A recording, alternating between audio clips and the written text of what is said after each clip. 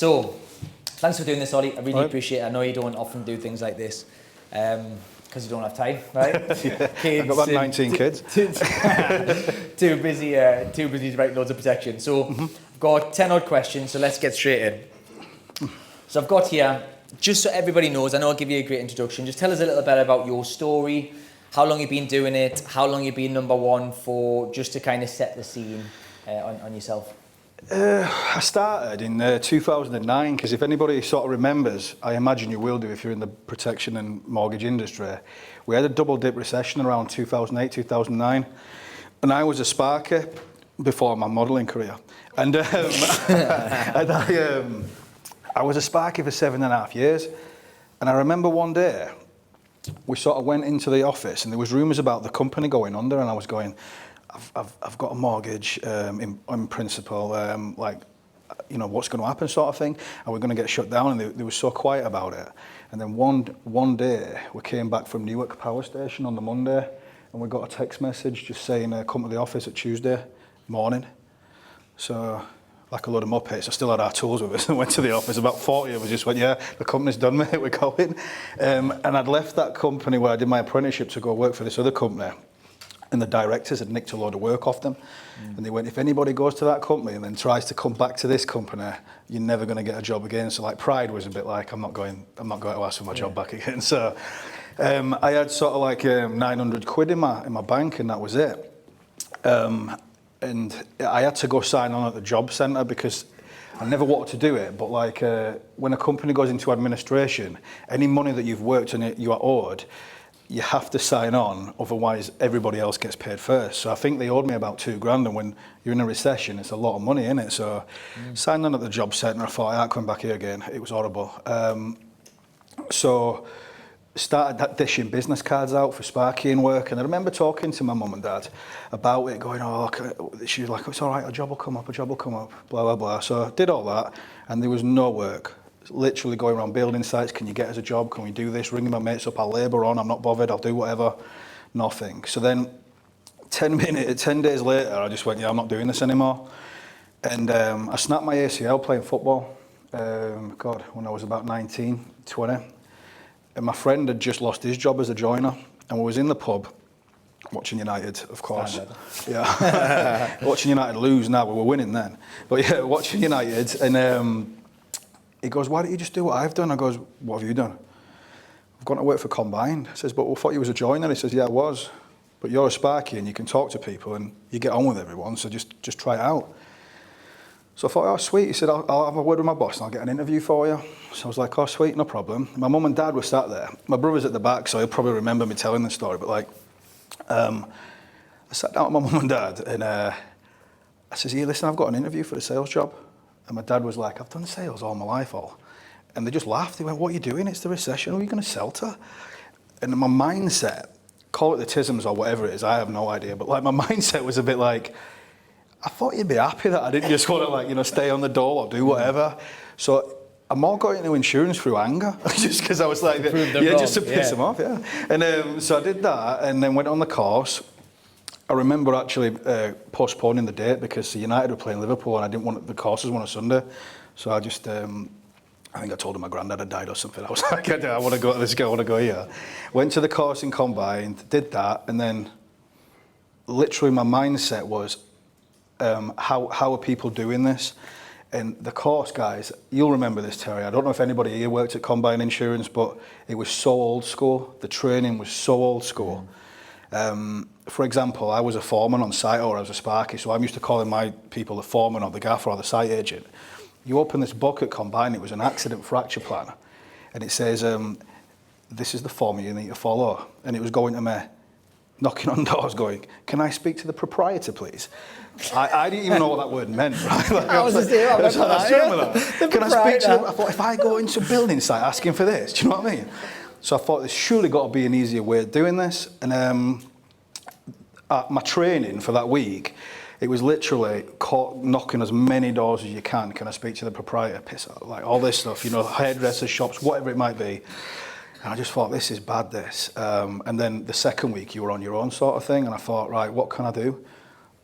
And I just looked through my phone book. And I thought, right, he's a sparky, he's a plumber, he's this, he's that. And I got paid out when I smashed my knee up, so I thought, I'll start there and work out. My mum and dad still weren't impressed. They were going, well, who are you going to sell to? And all the football teams sold to and all this sort of stuff. And I was like, right, and it was just that. I looked at it and I thought, I was 23, got made redundant. I used to work 700 quid a week, take home. And I thought, at 60, 70 hours a week at 23, you have to put the hours in, but it was a good wage take home. And I just thought, right, how many of them do I have to sell to earn 700? And he was like, 10. I was like, right, well, I'll do 10. And it never ever entered my head that it was commission only, basic or whatever. I just thought, if I have to sell 10 of them, that's what I'll do. And then anything else, I'll roll over or do more or just have a liquid lunch Friday. Yeah, do you know what I mean? 10 sales a week was the ball, day one. Because in my head I was like, I'm used to earning that money. That's what I've been living on that money. If I still want that house that's fallen through now because I've lost my job, I still need to earn that money. And that's what I did, yeah. And that was, so you were 20, how long ago was that? Well, I'm now 39. I know what you're thinking. Six. Younger. No, I was 39. That was 2009 October. Yeah. And then we were combined for like a year and a half, weren't we? Yeah. Then went to MetLife. Took off the road, yeah. Yeah.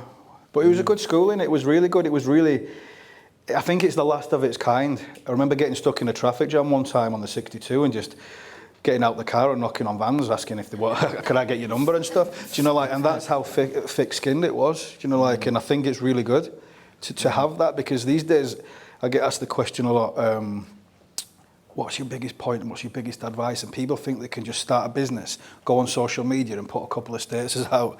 Well, everybody's doing that, and you have to be different. So it was good, wasn't it, knocking on doors? Yeah, it was the best upbringing we could have, wasn't it? I thought that. Proprietor, yeah, I remember that flicky thing where you have to say the names. You might know such and such and such and such. Oh, man. And such. What am I fucking doing? Yeah. I know. It was hard work, wasn't it?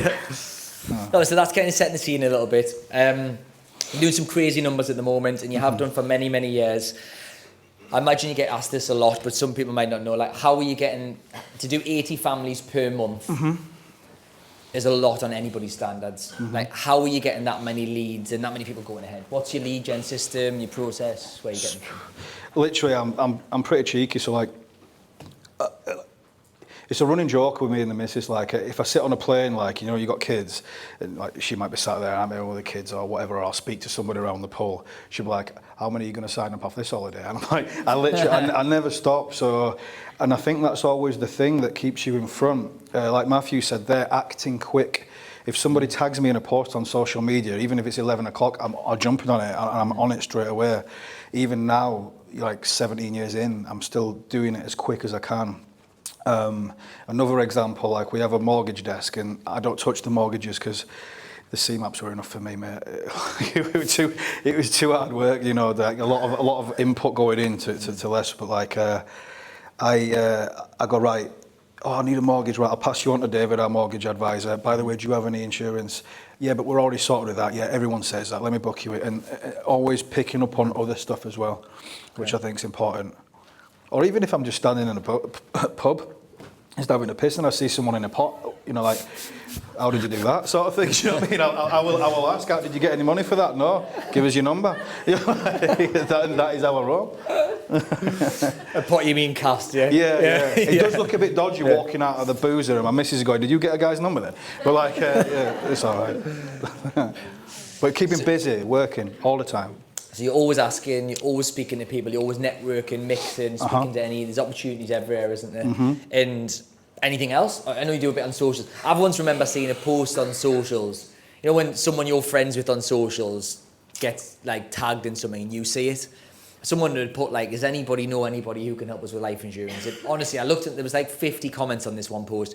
And I think Olly was like 47 of them. It was like that many different people had tagged Olly, Oliver Lodge. So this is quite a common thing that anytime anybody in your area in Halifax says anything about life insurance or mortgages, you just get tagged on you. You're that kind of well known for it.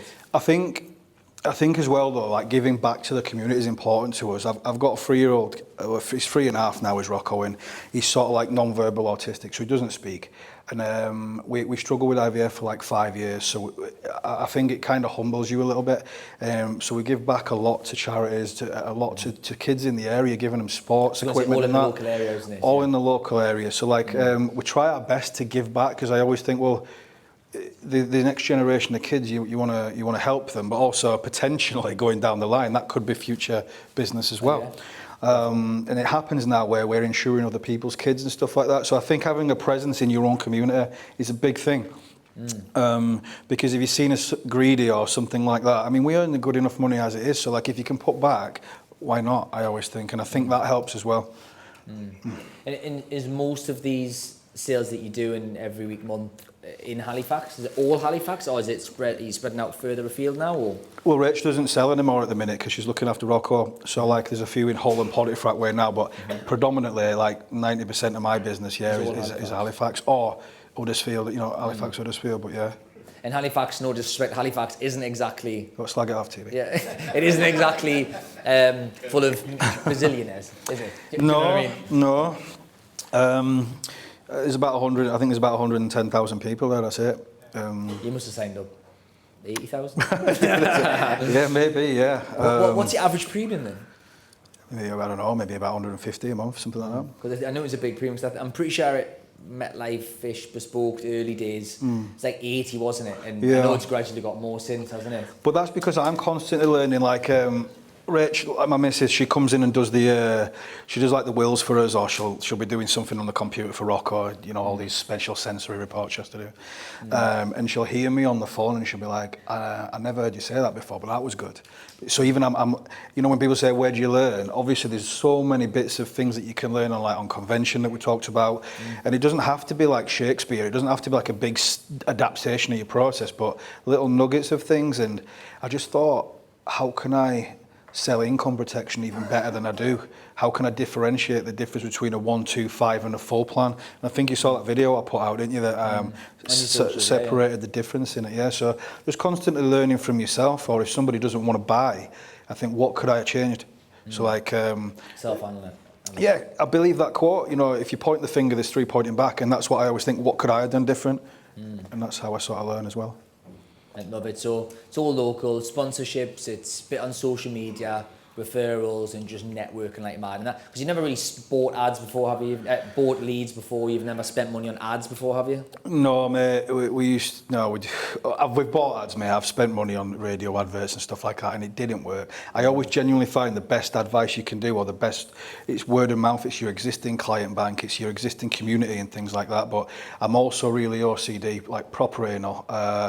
Like I have diaries from when I first started at Combine, so I'll go back and read them diaries and think, oh, I haven't spoke to him in about 5 years, I'll ring him. So like, and that's how it works, keeping going back, because then what happens is people's circumstances change, don't they? So like people have kids, split up, divorced, self-employed, always go back over the old ones as well. And when you walk through Halifax, do you just like know everybody? Pretty much, yeah. Yeah. It's draining. No, it's good. It's good. I like to speak to people. I'm a sociable guy. Yeah. And by the way, I didn't even mention this at the start. What's your persistency again? I think it's around between 92 and 95. Yeah. Imagine a lot of people were thinking when you're doing them big figures that it was sub 80, right? 90, it Primus when you're winning all those awards and pretty much broke every record there was to break a Primus, right? It was 94-5%. It was something crazy. Yeah. Which I think a lot of people miss, and that's almost as impressive as the volume for me, because you protection only, you are just going to be subject to a bit of that, aren't you? People cancelling here and there. Yeah, you are. But that level of persistency is unreal. It is, and the thing is, I suppose that's a bit like me as well. Like even when I was a sparker, I hated doing stuff twice. So if a customer ever came and went, "Can you move them sockets?" I'd be like, "Yeah," but I'd really hate doing it. You know, so like re-washing up after my eldest son now, that annoys me, because it's like, you know, like just do it proper. So like for example, now I watched an interview with Jordan Belfort the other day, and everybody knows that sell me this pen, sell me this pen. He actually said it was never about selling the pen. Because he said it's about finding out who wants the pen. So like, you know, do you remember when he was like, you have to sell me this pen. Here, do you want this pen? No, I don't want a pen. Right, see you later. And he goes, it's the same in insurance. It's about filtering through the crap. And that's how you keep your persistency levels. Because Matthew touched on it. At the end, I always say to him, look, you understand the need. If this happens, the house is gone. You know, you've got no savings, so you understand there's a need. You've told me that you've got the funds to do it. I've explained to you the different types of policies that there are, so you understand the need, you can afford it, you get that you need it. Why do you want to think about it?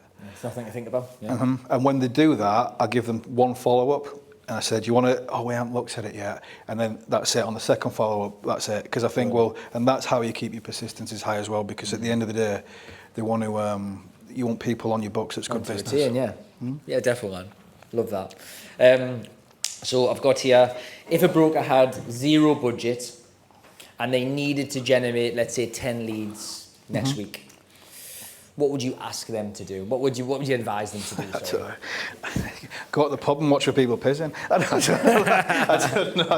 I honestly just think you've got to everywhere. Like Combine used to say, upstairs, downstairs, any place of business, and you have to. Do you remember that? I haven't heard that for years. I know exactly. But like, you have to always just think everywhere as an opportunity.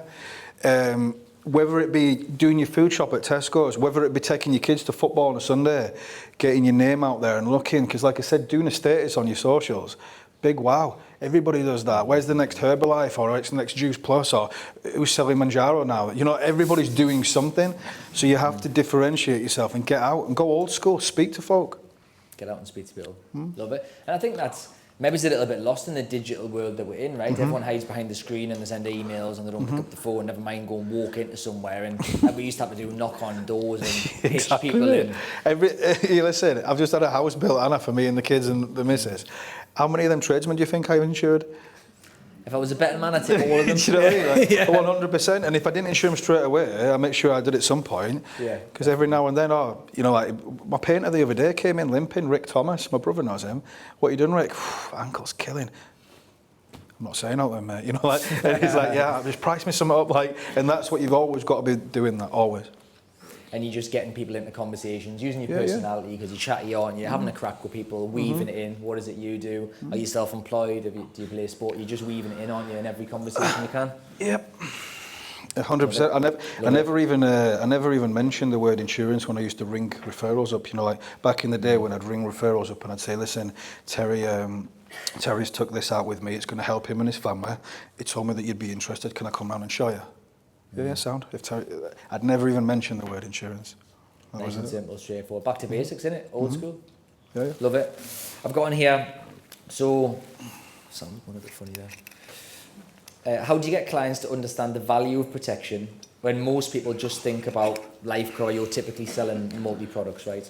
How do you got any tips or guidance or positioning, sentences, phrases that you say on just getting them to see the value? 100%. If I see anybody, or any appointment that I do, or any advisor, or any client that I get, the first thing I always think is, have you got any cover at the minute? Because I need to find out if they're insurance minded and if they've got anything. Then if they have got something, I'm always honest. And I'll say, look, to be fair, it's not a bad plan, that, or whatever it might be. But generally speaking, most people have life cover. And some of the crap that I come across is unreal. I did a couple the other day that were paying 90 quid, and they thought they were covered for everything. They had life insurance of $250,000 each until they were 85. They're 42. And I'm thinking, you're self-employed, you know, where's the value of it? So if somebody's got life cover only, I just rubbish it. I say it's like having third-party insurance on your car. It's pointless. Unless you die, it's pointless.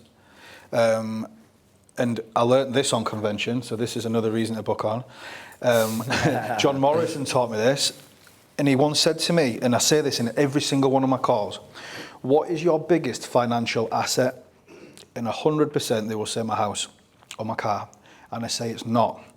It's your ability to work and earn an income. If your house is worth 300 grand, it doesn't matter. You're earning 50 grand a year, you're 30, you've got another 37 years of work at 50 grand. And I work it out, that's 2.3 million in lost income. That's your biggest financial asset. And that's how I do it. Yeah, I think that's great. That it is, because I can imagine, I can hear people saying that. Everyone, most clients will think that their biggest asset is the house, and you challenge them, and they can't really argue with that either. Like mine is, like my biggest thing that I own. Well, I don't even own it yet, but my biggest is my house. But ultimately, am I going to pay a £3.5 grand mortgage with no money? No, you can't. That's it. Yeah, love that. What's one of your favourite lines or questions that you use that often does help clients to give you the go-ahead?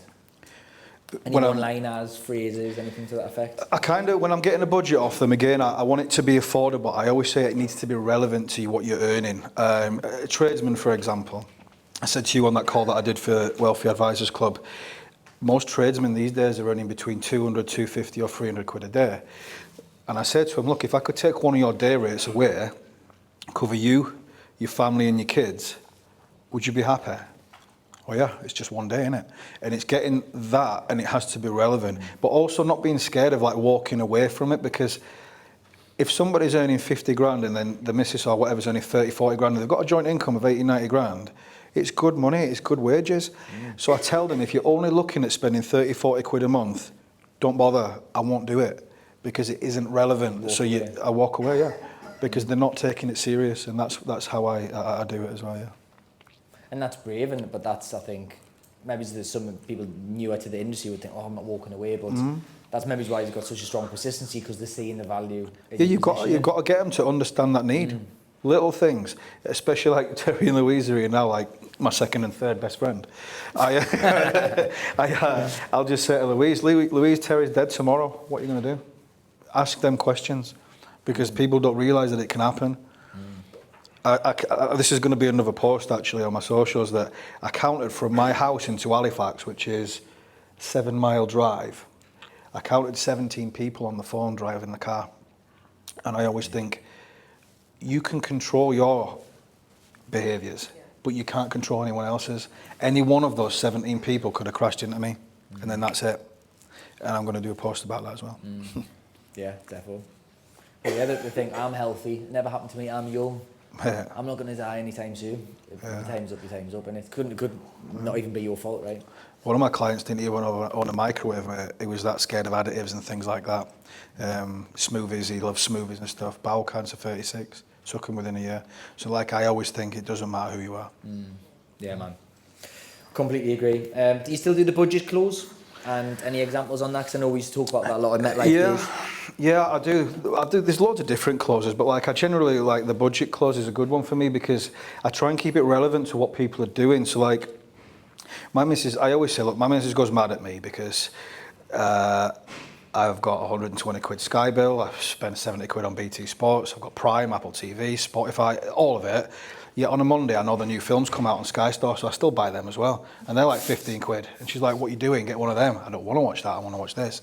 So like, I'm thinking I spend like 250 quid on TV. So I tell people, think of what you spend on crap.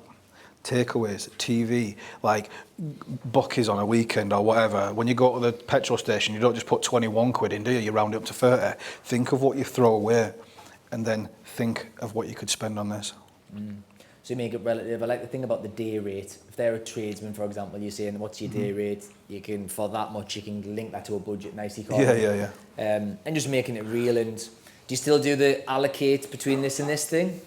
Do you do that? Well, you used to say most people like you would allocate between this much and this much per week. Yeah. Do you do a bit of that or not? Sometimes, yeah. Sometimes we can allocate in, because the question you'll probably all come across is, how much do people normally spend? And I'm like, forget what people normally spend, because people's outgoings are different, people's earnings are different. So I go, think of what you can afford. So generally now, especially in the cost of living, I do that. I keep it relevant to what they're spending, and you're doing your fact find anyway. So you know what they're spending on food, you know what they're spending on going out and stuff like that. So that's how I generally do it these days.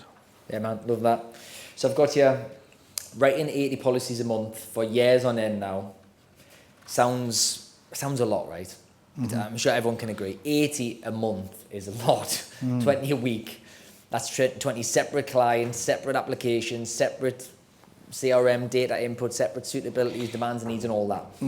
What does your weekly structure, efficiency stuff look like? I know Matthew mentioned efficiency. What does yours look like? So I have my admin staff, and God, it's like having 3 wives, because like there's me and then there's Michelle and Katie, and like they're just as OCD as me, so it's like they still tell me off, you know, like, Ollie, you've not sent this or whatever. But like, we have a fact find that mirrors what's going on the system. So the questions are geared towards how they can input it, which is good, and then I'll ask them to tweak certain things. So my fact find is different. We don't use Sesame's fact find. We never use Primus's. We use our own, and that helps us as well. And we all work the same way, so that they know that I'm going to do the advice, I'm going to do the keys on, and I'm going to do the case notes. But then everything else, they input it on there. So like keeping that systems process smooth. For example, we've just moved from Primus to Sesame now, so my case notes, we have a rough template. That's adapted about 10 times in the last 2 weeks, and it's keeping on top of those things because the small changes speed time up. I like that. What is it like? Are you working? Well, I know you don't, but for the sake of the audience, are you working 7 days a week to do that many sales? No, I used to do like 5 or 6 days a week. But like I was working last night, wasn't I? And then I had a power cut halfway through a call. Power cut, boom, like the Blair Witch it was. Like, but that was tough. But like, I want to see my kids as well. I'm lucky enough that we can work from home. So like, my office is in my house now, which is good. It was a proper sweatbox in the old one, just in the loft, no windows. I didn't even know what day it was half the time up there. I should have been a lot thinner than I am as well because it was really sweaty up there.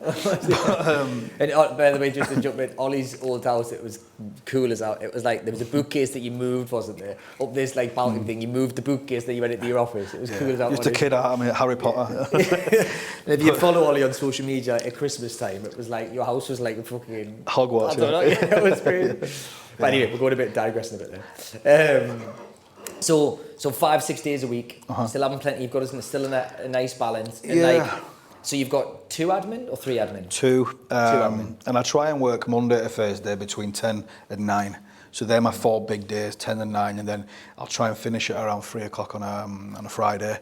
Occasionally I have to get the people that I have to like work on a Saturday morning or something if my clients are working away. Because that's the other thing as well. Oh, I'm at home, Ollie, can you speak to me? He's not back, I deal with all this. No, I want you both on the call. Because otherwise you're going to have to relay it to the other person. Everything we've talked about is going to be lost in translation. Then I'm going to have to do it again, remind everybody. So sometimes I'll do that on a weekend, Yeah. Massive tip that trying to do, because if you speak to the husband or the wife and they've got to then relate to the other partner, they never relate like you would relate, do they? No, and then you get resistance. It's getting them both on the call for sure. Do you do phone? Do you do Zoom, Teams, face to face? Mixture of all of them. Yeah. Some people just want to come out of the house and see the pub now, don't they? So like, he's got a pub in his house as well. Yeah, but I'm not. He makes it sound like I'm an alky. I'm not like. You what?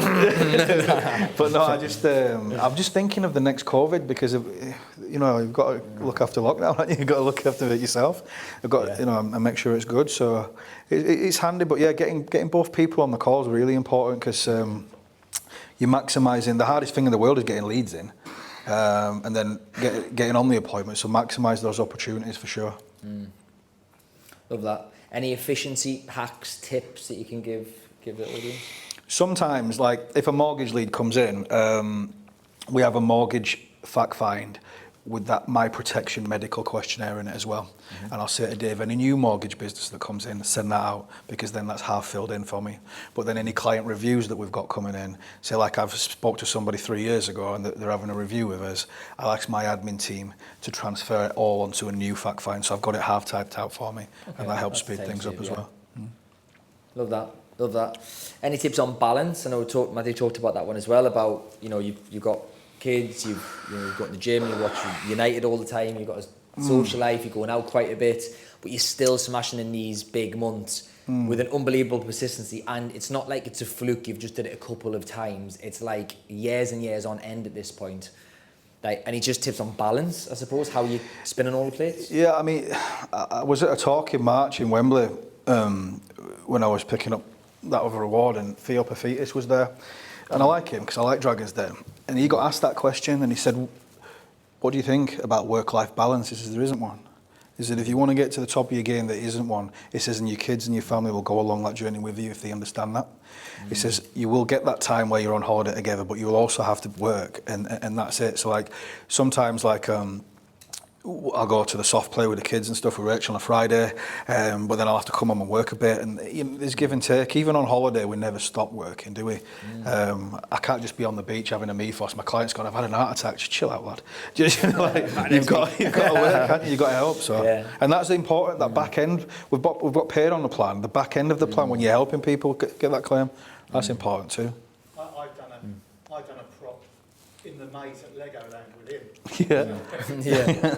Well, it went last week, but yeah, you just put it in there. You've got to. And I think it's really good what you said about like getting support at home and them going on that journey with you, because I've had it previously. Even if you're doing really well at home, but you come back to chaos. Yeah.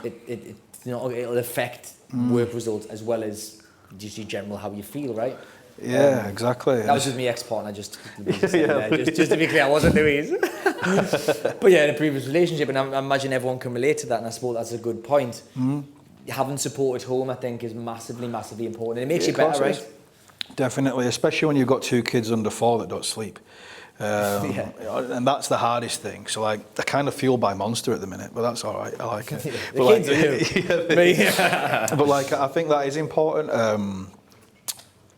Recognizing that, and like I said to someone earlier when they asked me how I do it, I was like, making sure that I don't phone people when I'm not in the frame of mind, because it's a wasted lead. So like, sometimes I'll just say to Rach, I'm off for a walk.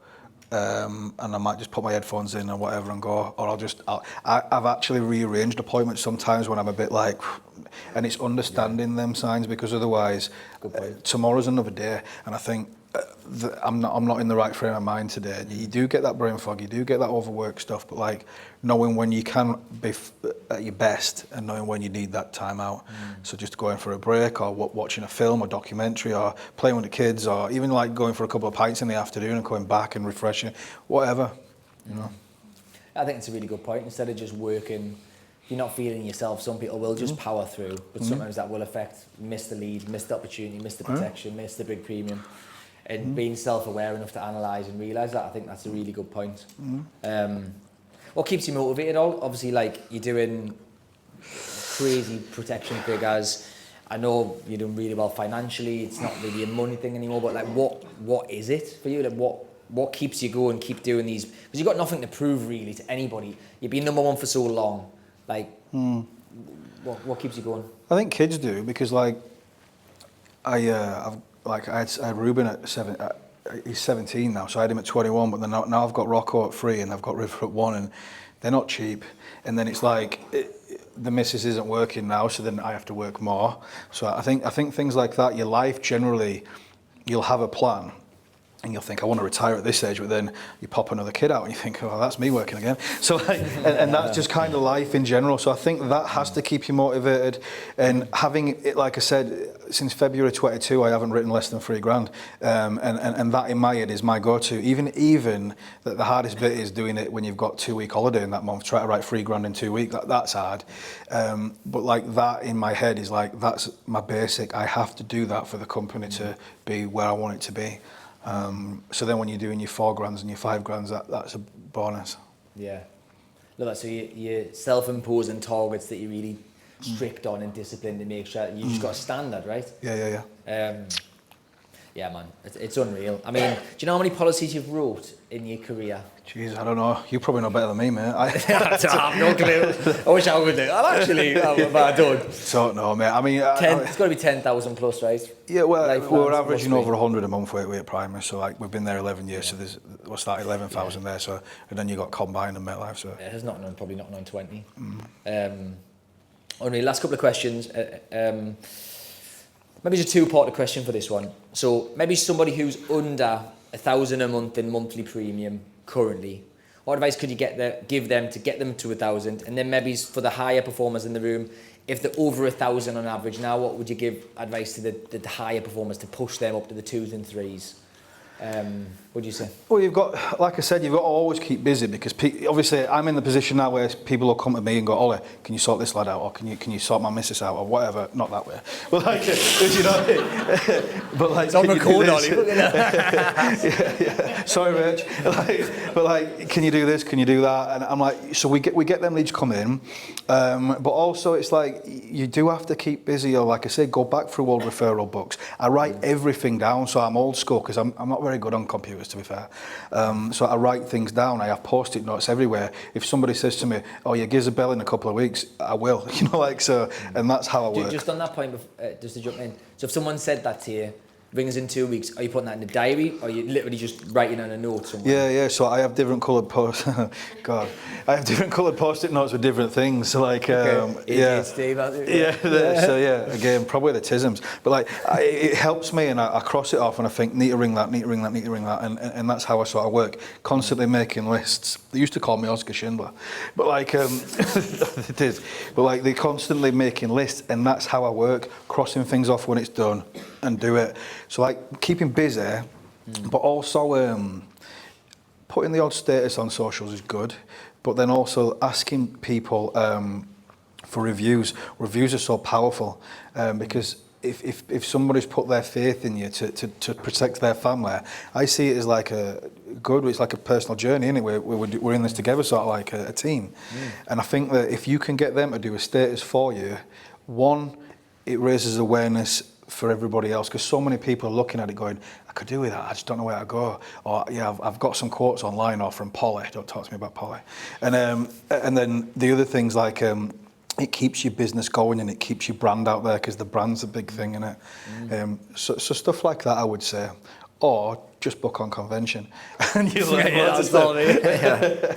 But just picking up on something you said there, we always used to bang on about it bespoke, which was every time you sign somebody up, and to be fair, you're probably the first person to do this, and everyone kind of replicated it, which is once you sell to somebody, when we were in, it was home business back in the day, wasn't it? We used to sell to them and say, while I'm here, you can still do it on the phone or Teams, while I'm here, would you put a status on Facebook, Instagram, Facebook, for me, tag me in it. So that's what, if you follow Ollie online, it's just relentlessly seeing these things, and it's like Mary from Halifax, John from Halifax, Bob from, everyone from Halifax is like, thanks Olly Lodge for sorting out my life insurance, tags Ollie. So then all of Mary's friends and John's friends, everyone who is in their friends will see this name keep popping up. And then imagine if they keep seeing it all of the time. Imagine if you're in Halifax and you keep seeing this Ollie everywhere, which is everywhere, isn't it? It's constantly getting done. Then all of their friends see it. You then reshare it on your list, so then it's your existing customers follow you. They're seeing it constantly. So you're at kind of the forefront of the clients' minds, or your community's minds all the time, aren't you? Yeah. Putting which I love. Putting your signs near traffic lights is a good one as well. I do that a lot. Yeah. So you do that, yeah. You sponsor a lot of like footy, rugby teams. Football, and things, rugby teams, definitely, yeah. So again, giving back, just try to do that. Local cricket club, there's boards there and stuff, and just literally, because it's subliminal, innit? If somebody sees you enough times, they're gonna think, even people now that aren't my friends on my socials or whatever, they'll go, oh, Olly Lodge, and I'll go, thanks, mate. They go, yeah, no.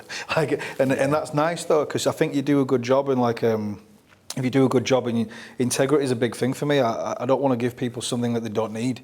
I want to protect the need where they're the most vulnerable, and they've got it, and they understand why they've got it. Not just bringing. I've seen 17-year-olds getting live cover from Tesco's with a whole of life plan. I'm like, what are you doing? You know, it's mental. So like, just make it educating. I like it. Kind of like chubby Jesus, just educating people. Do you know? That's what. Just going around educating people about live cover. Yeah. For fuck's sake. Okay. So I know this is a really cliche question, but we'll end on this one, which is one piece of advice. If you give one piece of advice to anybody in the room listening, what would it be in regards to protection? What would it be? If they were just starting out, or just in general? A general one for everybody, because I don't think there's anybody brand new. So have morals, I think, as well. I think that's a big one. Like, have your morals, because there's a lot of people out there from a lot of dodgy companies, and there's a lot of call centre people that just want a quick sale, and I hate that. I really do. So I think if you've got morals and you've got your integrity, I think that people will relate to you. So even with mortgages now, David, who's my mortgage broker, people will come to him and they'll go, look, I could charge you 99 quid to do this, or you could click that button and do it for free. And yet we might lose that 99 quid, but what you're actually gaining, you're gaining that trust. So when they come in 2 years' time, or I might get the life cover on the back of it, they're like, oh, I like that. So I actually had somebody come to me the other day, and I could get him some house insurance at 50 odd quid with LV. He went on, I said, I think you could get that less, mate. Never compromise on your personal protection. Get the advice of a broker. But send it to me. I'll look it through for you. And he got it at 25 quid. It saved him 30 quid a month. And I'm thinking, and he was like, he's already a client of ours. We've got his mortgage as well. He's like, so like, have your morals about you and don't get greedy. He's never going anywhere now, is he? He'll know that your trust and credibility is just up there, isn't it? And again, there's people that, unfortunately, in this industry do it the wrong way, and they sometimes give everyone a bad rep. But because they sell on price, mate, and that's what happens. I've got cover exactly the same for you, Ollie, but I've got it for less. Have you? Who have you gone with? And they'll tell me this provider. I don't want to say it, just in case there's somebody in. But they'll tell me a provider. I'll go, no. Is it paying out this? Is it covering this many conditions? Does it have this many less advanced? No. So it isn't the same. And people hide behind the benefit in the term and don't understand the in-depths of it. So product knowledge, know your product knowledge, and have your morals would be the biggest thing I could say. Love that, Ollie. Thank you so much. Round of applause to Olly Lodge, please, guys. Thank you. Appreciate it.